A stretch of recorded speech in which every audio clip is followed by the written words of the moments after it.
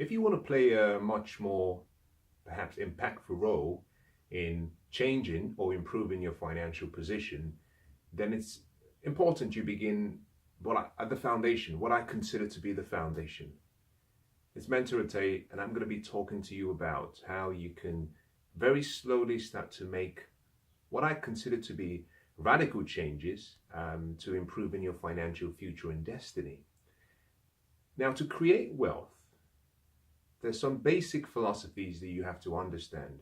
Now, a philosophy is simply a way of thinking. It's really how you think. And one of the simple philosophies of wealth is the understanding and the acceptance that there are really two ways of creating wealth or making money. The first is where you have time invested in exchange for money. Most people in the world subscribe to this way of living. As a matter of fact, probably about 96 or 97% of the world population trade time for money. The remaining 3% do it slightly differently. They fall into the category of people who actually have money, work to create more money. It's a quite kind of interesting concept. Now, with the first option, you are the servant or you're the slave. Money is the master. With the second option, the roles are reversed. Money becomes the servant and you become the master. I don't know where I've met you today or where I found you, but I know for a fact, using myself, as a reference point, I know for a fact that the 97% of the population have to start somewhere. Not everyone was born or had the unique good fortune of being born into wealth. And therefore, most of us will have to start working for money. And that in itself is not the problem. You see, it's not where you start, it's where you're going. And I believe certainly with a deep level of conviction that if you can just stand back and ask yourself a simple question, where am I going? And if I continue with the same thoughts, feelings and actions, in other words, my attitude that I've been practicing in the past, will that lead me to where I want to be in the future? If your answer is no, then it means it's time for a change. So what I want to talk to you about is really how you can very slowly start to make some radical changes in your personal life, and hopefully by applying some of these ideas you will find that you're able to make some significant changes that create results.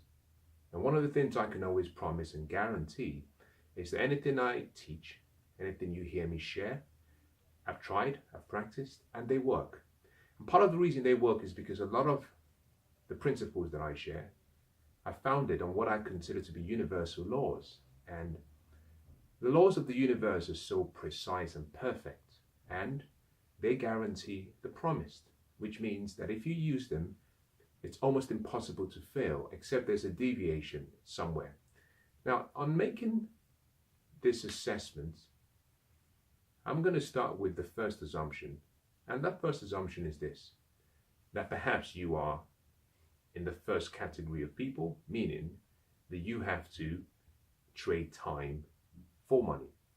If that's the case, then we want to know how you can take a portion of your time and have this translated to creating wealth.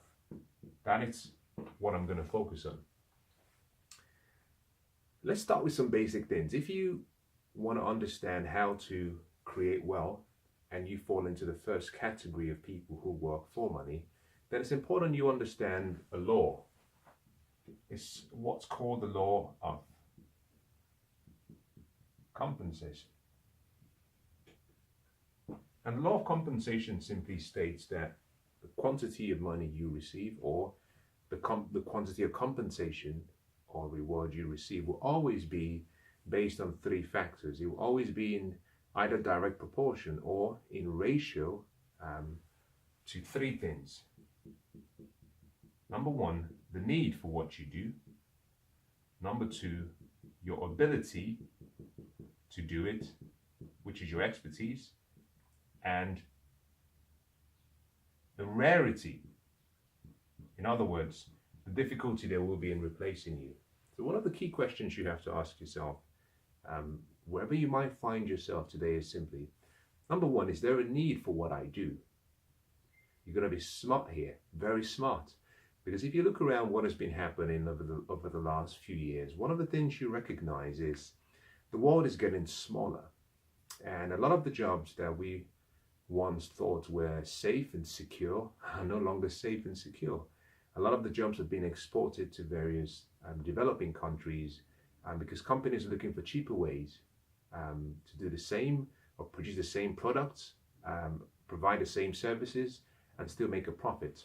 Now, the law of compensation must be understood, but to understand the law of compensation well, you must also recognize that there is another law, the law of profit. And the law of profit simply states that every company is in business to make money. And therefore, whilst the company wants to reward and keep the best people, the company also has at the back of their mind a philosophy, which is we want to maximize profits. So every time you're thinking about earning more, the company is thinking about how can we do it for less. And there has to be what I call an equilibrium state where both laws come into harmony, meaning you want more compensation, but the company wants to maximize profits. So for you to be compensated more, you must recognize that the law of profit must apply. Now, how do you make this apply and how do you influence it? Simply through the word value. And here is the key. You don't get paid per hour. You don't get paid based on just what you do, based on activities. You get paid based on the value you create as a result of the activities you do on an hourly basis. So the key thing to remember here is this: if you want to earn more, you have to add more value, solve more problems, provide more solutions. That way, the company's value increases, meaning that the company can create more profits. Therefore, the company can reward you. But let me just go back a step and talk about compensation, because compensation is a very important part of these two laws. The first question you must ask yourself, is there a need for what I do? Very important question, because if there is no need for what you do, unfortunately, with time, that position you're occupying will become obsolete. I walk into banks in London regularly, and over the last few months, over the last, say, year, probably about a year, a lot of banks have started getting rid of all their tellers. Before you would walk into a bank and you would see a long queue of people who are there to serve you. Today, they're no longer there. The banks have now replaced those tellers with machines. So you walk into the bank and there's a really smart machine that can do the same job as a human being. And those people who perhaps held onto those jobs thinking that it would always be there because they're providing customer service, a lot of them that weren't prepared, I can imagine, are probably shocked at what has gone on. The question is there a need for what you do? Now, if you have a job right now, the answer is yes, there is a need. But the key question is, would the need remain tomorrow? Would the need be there in 12 months? Because if the need is going to decline, then you have to start finding a way to increase your value, because in a short while you'll be out the door. The second question is, how well do I do what I do? This is a question, how good am I? And this is where we're focusing on mastery and excellence. If you do not have a philosophy that is founded on the principle that you want to be the best in what you do, your level of compensation would always be far less than you truly deserve. You have to have the mindset that you want to be the best. I love what Michelangelo said.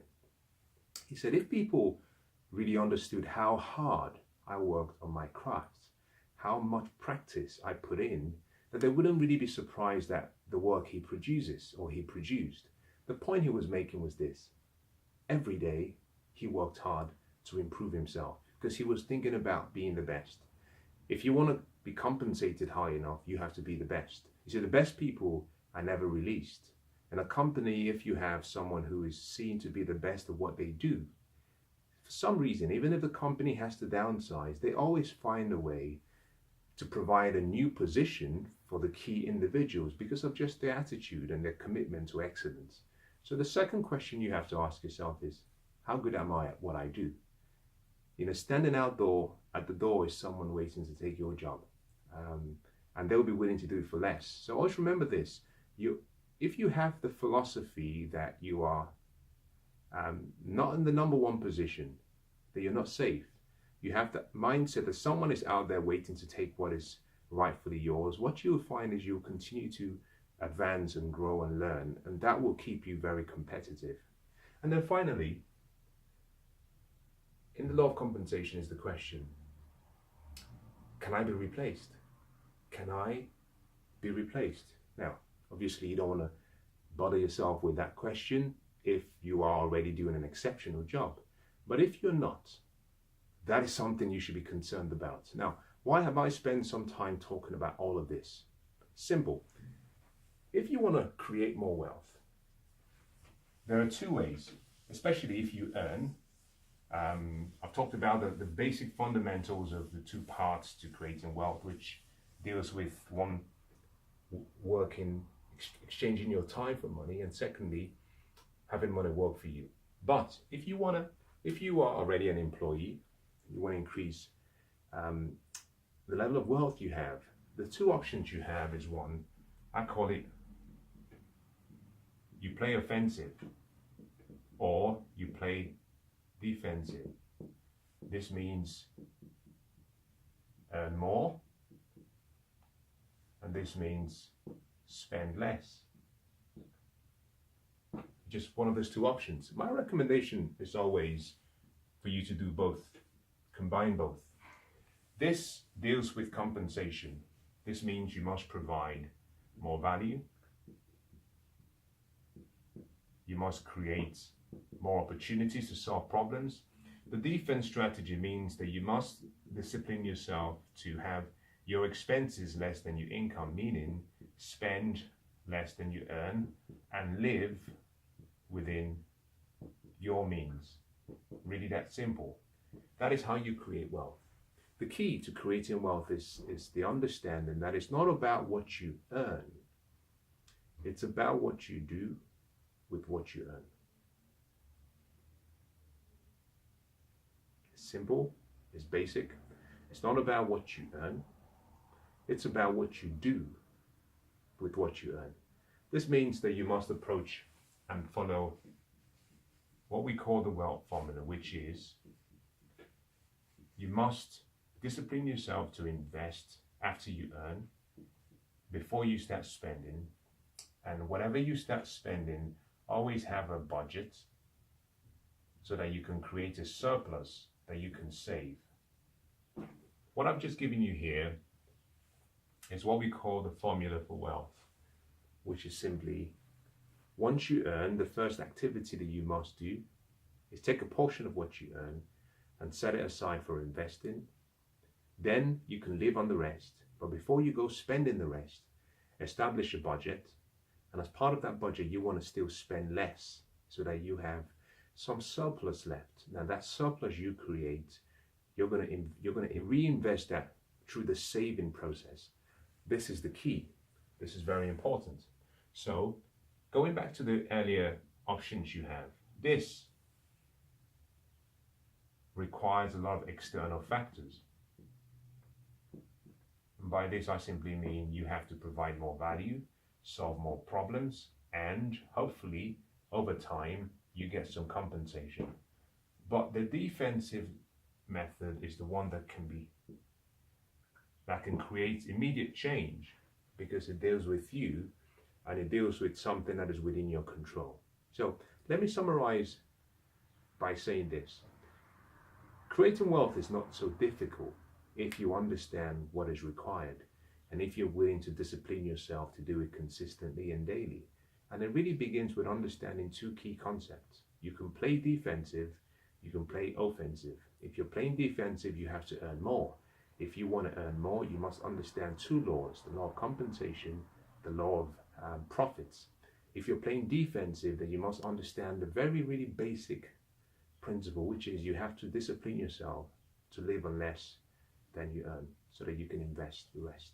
The key thing here is to invest and to do it consistently. I hope that's been useful.